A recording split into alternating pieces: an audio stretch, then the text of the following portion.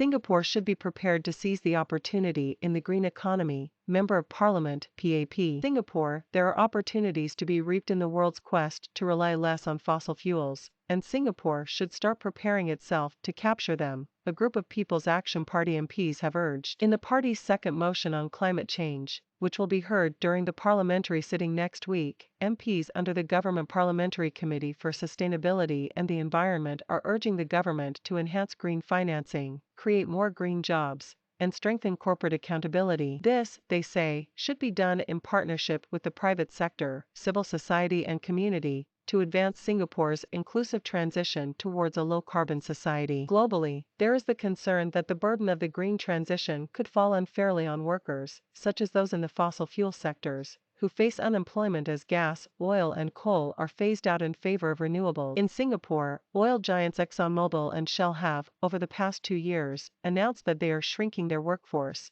axing about 800 jobs. The MPs behind the motion told the media during a press briefing on Thursday that they hope to push for initiatives such as building a new academy to train workers and focus on sustainability-related research and development. The Green Space Academy would be a dedicated facility to help aspiring transit to the green economy and quickly pick up the skills and knowledge needed to work in such sectors, said Deputy Chairman of the GPC for Sustainability and the Environment Poh Li San. Other aspects that the motion hopes to facilitate discussions on include creating more jobs in the sustainability sectors, helping local businesses adopt more green practices, and preparing the country to become a regional hub for the trade in carbon credits, said the MPs. Ms Poh had filed the private member's motion, which is supported by MPs including the GPC's Chairman Louis Ng, Ms Nadia Samden, Mr Don Wee, Mr Gon Thiam Poh, and Ms Haney So, as well as the GPC for Finance and Trade and Industry. Their private member's motion allows all MPs to take part in the ensuing debate,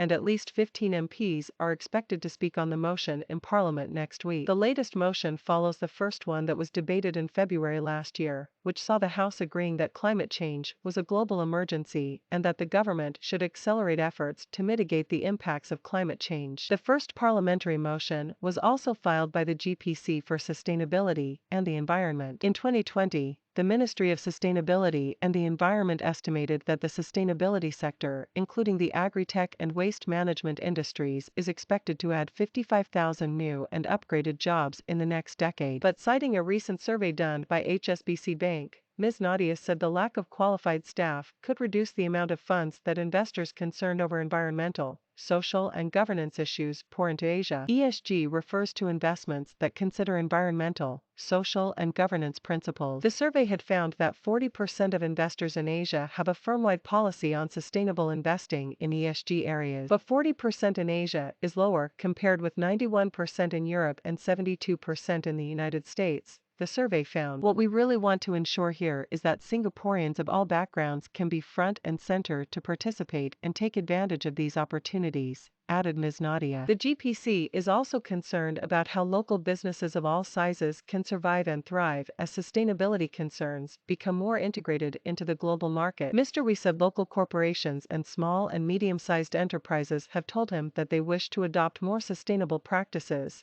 but many of them do not know how to go about it and are concerned with cost. To address that, Mr. Wee and other MPs will speak on the need to provide more guidance for companies to reduce their carbon emissions. They will propose that the government publish a catalogue of firms with low or reduced carbon emissions, so that other companies are incentivized to follow best practices. The MPs speaking on the motion will draw on a paper by the youth wing of the PAP that had focused on developing a green economic ecosystem, which proposed changes to Singapore's carbon tax policy, among other areas. Singapore's carbon tax, which is currently at $5 per ton of emissions until 2023, has been pegged as being too low by climate change observers. The revised rate for 2024 and beyond will be announced during next month's budget. The MP said they will suggest a tiered carbon tax rate so that larger emitters pay more than middle-tier emitters, to incentivize firms to reduce their carbon footprint. Mr. Wee said, as sustainability standards become essential in the global marketplace, we need to help our businesses get ahead of the curve. When the firms have more opportunities, I'm sure Singaporeans will also have better jobs and higher income. A Skills Future report released in December 2021 estimated that there are more than 450 job roles across 17 sectors in the green economy, with opportunities for urban farmers, energy traders, environment health and safety managers, sustainability managers and solar project engineers. Ms. Poh noted that to prepare the economy for the additional thousands of jobs, the education system needs to get ready. She said the speeches on the motion next week will cover the need to have more internship opportunities for students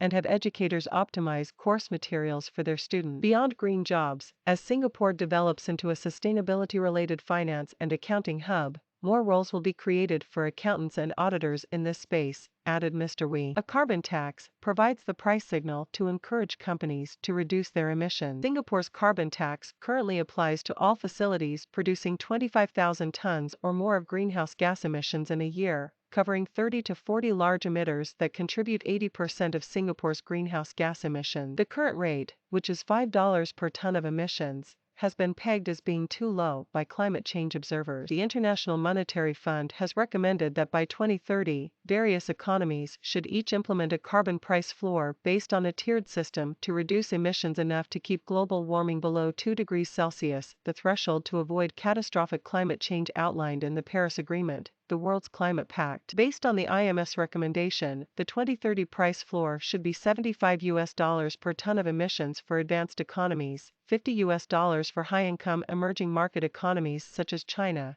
and $25 for lower-income emerging markets such as India. Singapore has ambitions to become a leading green financial hub. The instruments driving a green economy include the trade in carbon credits. Carbon credits represent 1 ton of greenhouse gas emissions that is either avoided or removed from the atmosphere. Buying a carbon credit essentially entails paying someone else, such as a company embarking on a forest conservation project elsewhere, to reduce 1 ton of planet-warming emissions on the buyer's behalf. Nominated MP and conservation scientist Poh Li San, who helms the Center for Nature-Based Climate Solutions at the National University of Singapore, said that during the parliamentary discussion, he will raise the importance of how the use of high-quality carbon offsets can be part of Singapore's low-carbon transition. I will also mention that it is important to address issues around the lack of transparency in the global carbon marketplace to ensure that carbon offsetting actually delivers the benefits it promises, Professor Koh told the Straits Times.